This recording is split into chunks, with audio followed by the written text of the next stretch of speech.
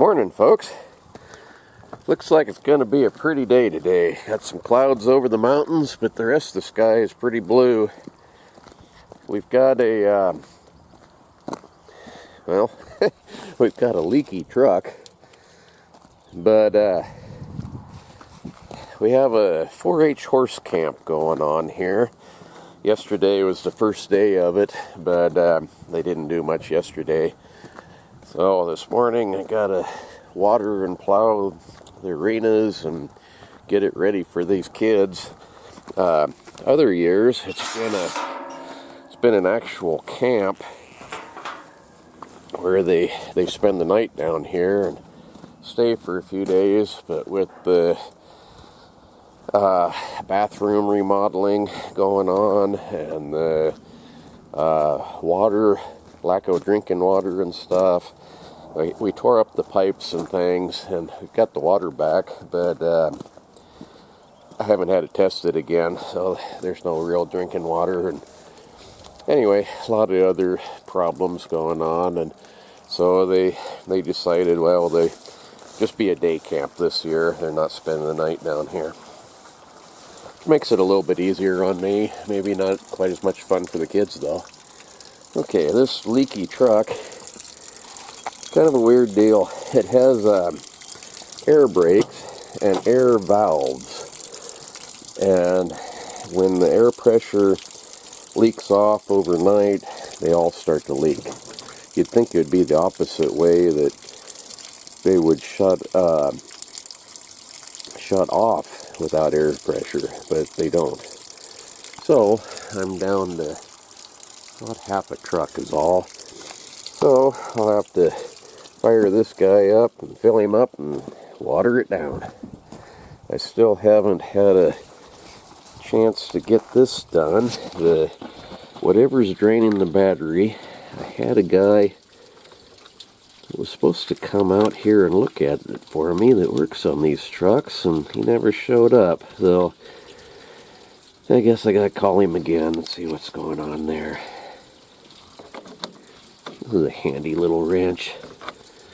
It works on both the metric and the standard. You don't get a lot of power with it, but it's kind of handy. Now that the weather's warmed up, this thing has been starting easier.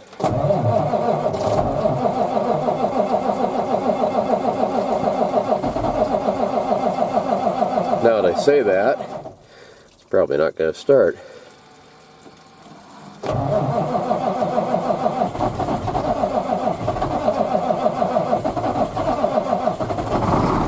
There we go.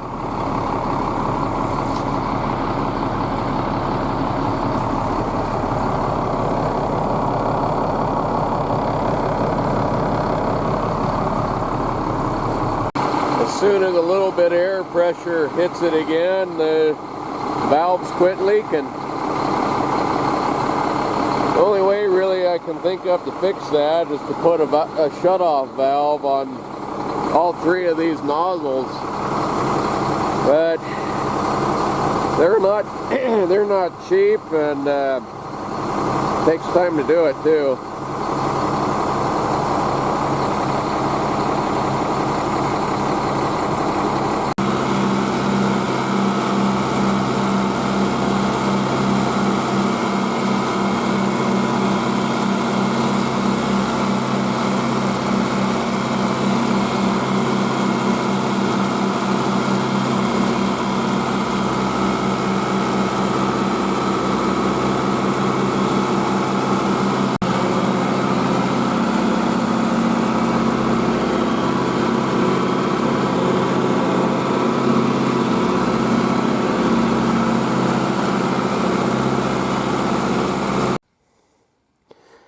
This big building's pretty nice. This is the new and improved version. It has steel girders, cement in the ground that's pretty massive, and believe it or not, they got a ditch dug filled with cement from leg to leg, filled with rebar under the ground here on every one of these posts to keep it from doing that.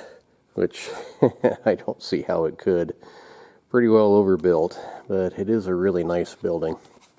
The first one that we had here, it fell down under about 16 inches of snow, and this is the new and improved version. I'll show you here what it looked like. Pretty unbelievable. This one, like I said, it's all steel frame. The other one was wooden frame, and that's part of the problem. But it was in the winter of 2016-17. That's what it looked like. We woke up just right before Christmas, or right about Christmas. Woke up to a huge crash. I wasn't sure what it was, and the whole end of the building fell out, which caused the whole entire building to topple down.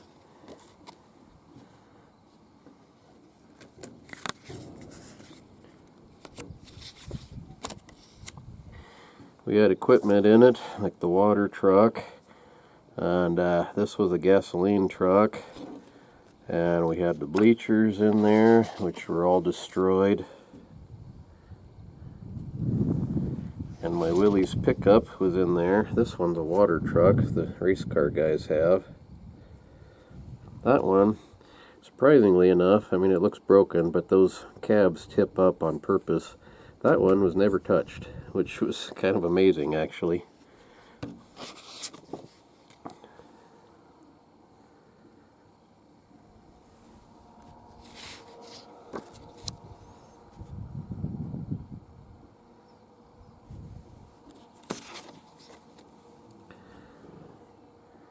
Some of these are pretty similar, but that's this end of the building now.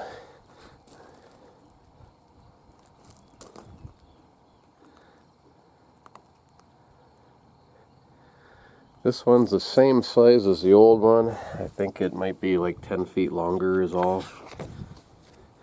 My poor old Willys, it was in there.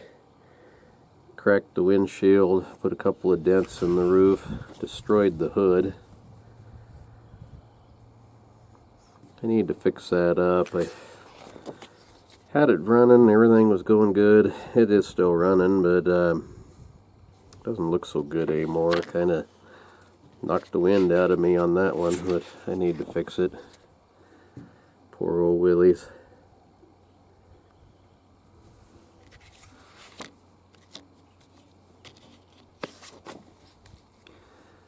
I had my canoe and that little green trailer I got in there, and it was untouched. The old building, let's see, go back here to the beginning. The old building had a row of posts down the middle here. Well, not in the middle, off on each side. These were all horse stalls.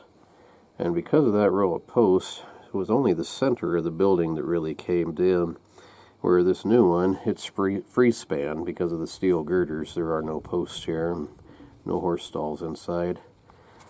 But yeah, that was a heck of a wreck. Back here a little ways so you can see this thing. It's a pretty good sized building. I forget what it measures. 100 feet by 300, I think, something like that.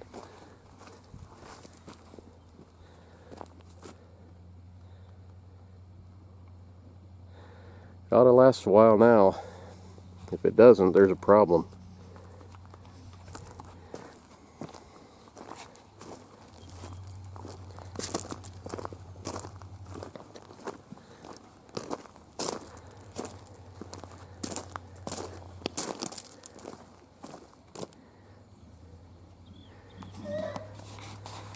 Well, anyway, thank you very much for watching. We'll see you tomorrow. There's one more day of this horse camp stuff, and then maybe we can do something more fun. I might in the morning. I have to get the arenas worked up and everything ready, but the next time they need me is not until noon. So I I might try to run up the mountain maybe afternoon and go get that other trail camera. I'm really curious to know what's on it, if anything. And those Cam Park folks, they sent me one also. So I need to do the review thing on that and set that out in the woods somewhere and see how it does. It's kind of a nice one. It's got a little solar panel, which hopefully will save a lot on batteries. But anyhow, see you folks tomorrow. Bye. Thank you for watching.